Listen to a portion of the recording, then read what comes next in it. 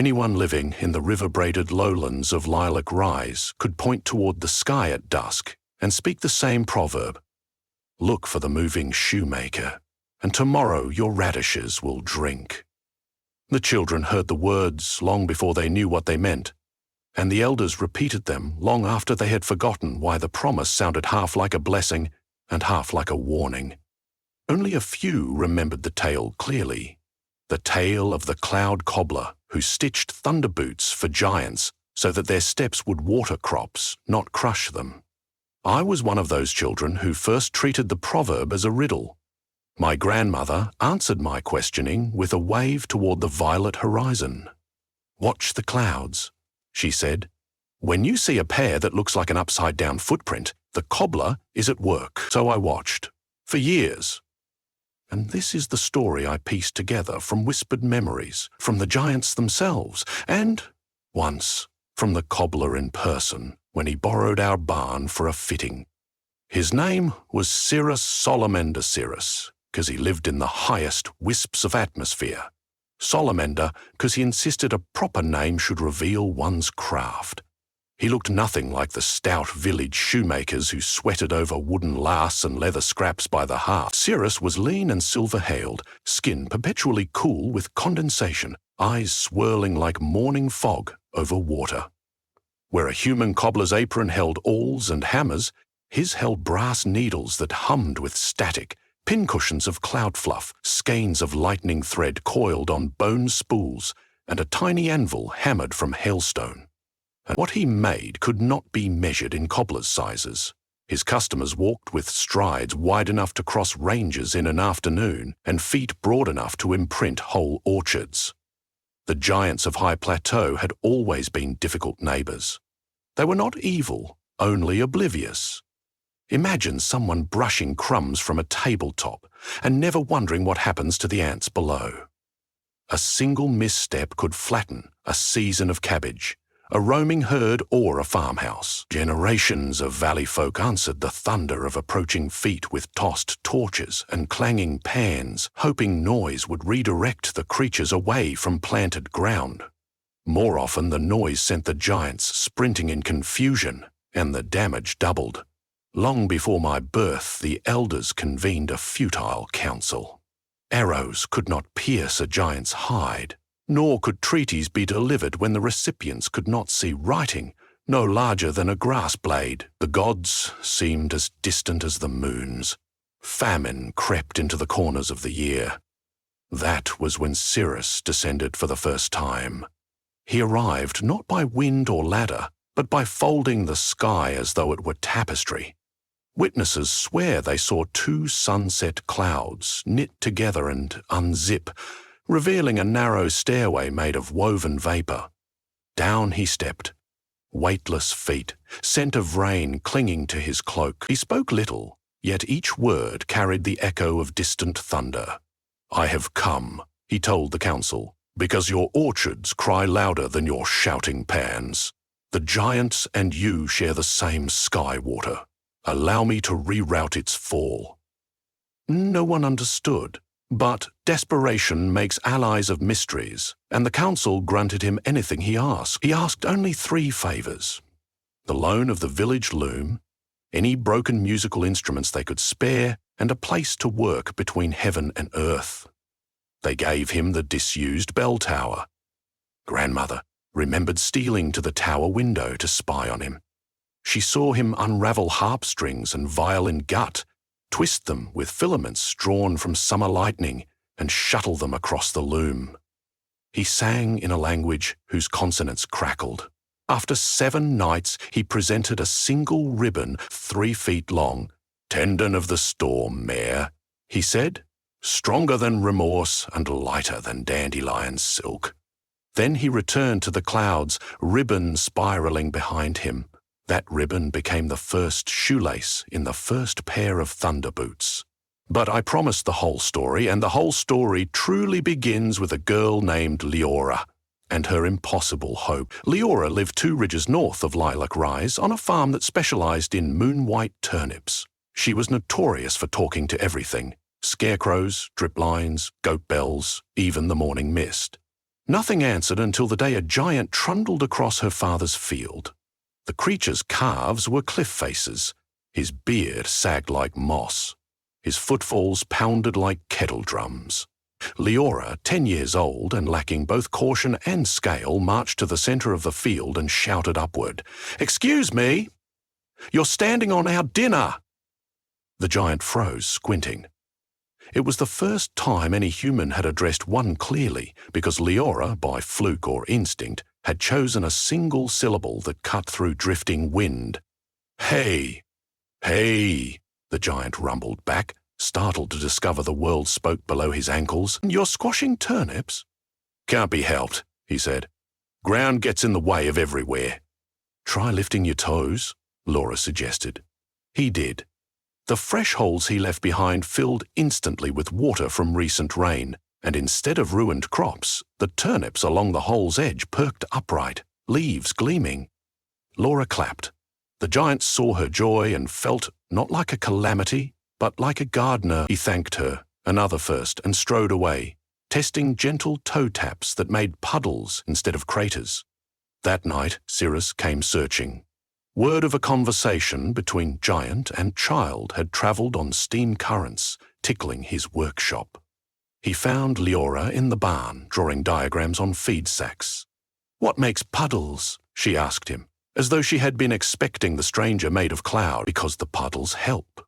Cirrus knelt, his knees barely bending, for joints accustomed to thin air. "Impact helps water rise," he explained. "A giant step squeezes the ground and pushes moisture outward, but the squeeze is violent, so plants break. If the energy could be gentled—" He paused.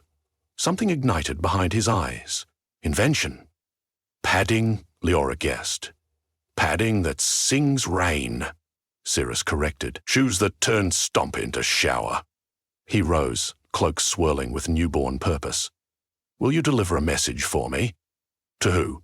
"The largest of the High Plateau clan. Old Bront, Stone Reacher, and Tamber Drumknee." "Tell them I invite their feet to a fitting." Leora agreed, because children accept quests before counting risks. She found the giants at dawn fogging a cliff edge with their breathing. They bent to her call like oaks bending to a robin. Old Bront chuckled stones. Stone Reacher scratched his temple crater. Tamber Drumknee drummed his knee. They followed the tiny messenger downhill with steps that still shattered shale but avoided her goad.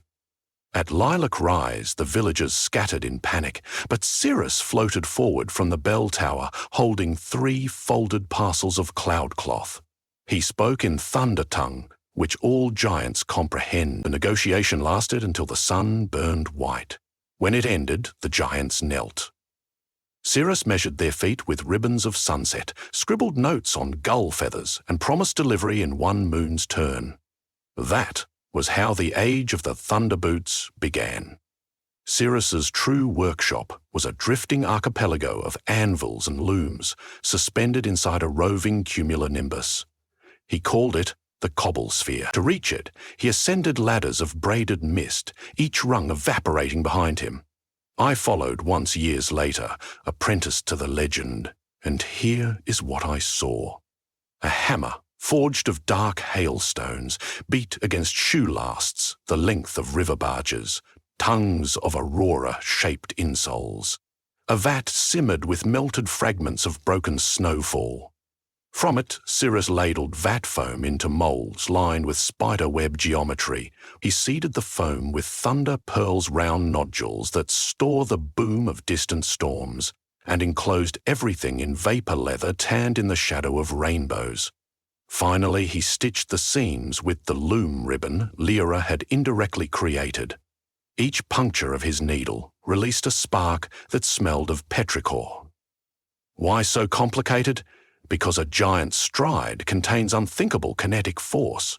The thunder pearls collected that force on impact, converted it to vibration, and channeled the vibration through the lightning thread seams. The seams carried it up the bootleg, where vents, disguised as embossings, ejected the energy as misty spray, a micro-monsoon that rained gently outward in a 12-stride radius. Net result? Each step watered the ground instead of pummeling it. Yet the design had a flaw. Energy can be coaxed, not erased. What if a giant ran? The pearls might overload, releasing a flood strong enough to sweep villages away. Cirrus needed a governor, a way to dampen extremes. He found the solution during a quarrel with an updraft. The updraft roared hot, trying to muscle his cloud aside. Cirrus retaliated by lacing his fingers through the gust, braiding it into a rope. Braids dissipate turbulence by forcing air to pass through a tortuous path. Inspiration struck. He rewove the lightning threads in spiral plaits inside the boot's sole. Spiral paths lengthened travel time for energy spikes, giving pearls time to equalize. Overload solved? Boots complete. Cirrus faced an unexpected obstacle. The giant's tradition demanded that any gift altering their body meet approval from the vein reader, an elder who interpreted faults in granite to predict consequences. The vein reader lived atop summit split spire, too narrow for Cirrus's cloud to anchor. He would need to carry the boots across sheer space. At alone, wild storms jostled him. Enter Lyra again, now 12 and taller. She volunteered to accompany, for child logic states that if you have already spoken to giants, you may as well keep doing the impossible. Cirrus hesitated. A fall from that height would end her life before she could scream. Then stitch a parachute, Lyra argued. If you can make thunder boots, you can make a feather pad for me. He did. He made her a cloak of dandelion up. One whisper lighter than memory. Together, they ascended on a narrow wind, still flustered from its earlier braiding. The boots, slung on straps across Cirrus's back, weighed less than bakery steam, yet felt heavier with promise. They reached Split Spire at dusk. The vein reader emerged from a cave mouth tall as cathedrals. Her face was creased rock, her hair was lichen. She accepted the boots in silence, placed them on the ground, and drove a thumb across the grain of the vapor leather. Shivers radiated. She planted her ear to the sole, listening to stored storm songs. Then she spoke one word that echoed across every horizon. Balanced. On the return journey, Lyra asked Cirrus why a single word mattered so much. Giants understand weight first, words second, he replied. Balance is the only sermon they trust. The fitting ceremony occurred on the meadow called Cloud Mirror, where fog pooled so dense that sky reflections blur with grass. 3 giants arrived, plus others who had heard rumors and wished to watch. Cirrus instructed them to sit. He slid the boots onto old Bront's feet first, adjusting straps thicker than windmills. The moment Bront stood, the ground shook, but the quake ended in a hush, like breath before snowfall. Bront lifted a tentative heel and stepped. Rain blossomed. It rose from the imprint as silver spray, arcing outward, pattering soft. Turnips nearby straightened as though applauding. Stone Reacher stepped next, then Tambour Drum Knee.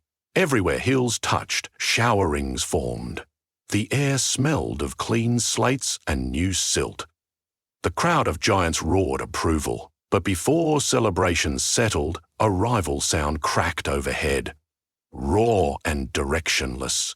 A wild storm, jealous perhaps at stolen thunder, barreled from the northern waste. Forked lightning stabbed the plain. Ordinary folk fled. Cirrus saw danger. The storm, if it struck, would charge the pearls beyond design. He sprinted across grass that bowed to his passage. Giants clustered, confused, massive heads turning slower than the threat approached. Raindrops the size of goose eggs began to pelt, each one adding pressure to charged pearls.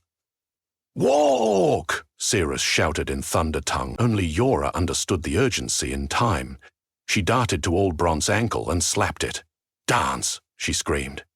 Giants do not dance as a rule, but they understand drums, and Tambour Drum Knee's knee had always been a drum. He thumped it once in reflex. The vibration rippled into the boots, through spiral seams, out vents, transforming into a sheet of mist that met the raging storm front like a velvet shield. Rain diffused.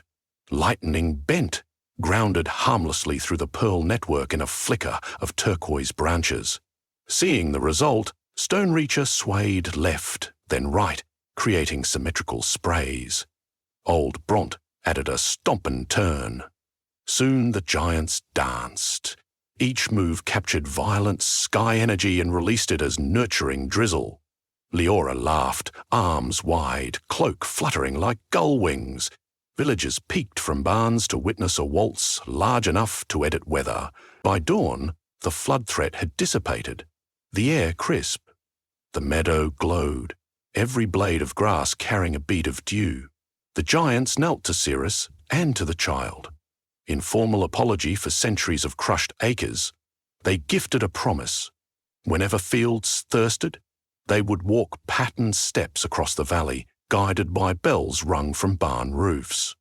And they would never again cross cultivated land without their thunder boots. The Veen reader etched the pact into bedrock so deep, even earthquakes could not erase it. Cirrus became a legend, yet he refused to retire. Mischievous lightning still needed taming, Cloudweave still needed mending, and new giants were always being born with bigger feet. He took Leora as apprentice, though she insisted on remaining partly earthbound so she could relay farm requests. She carried a whistle tuned to his frequency. When blown, it twined through tropospheric currents until it found the cobblesphere. I met them years later. I was a tinker's son who designed irrigation screws, and I had broken one beyond repair.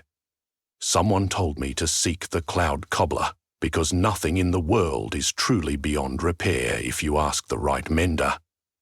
I climbed the ladder of mist wearing a heart heavy with doubt. Cirrus greeted me with humour.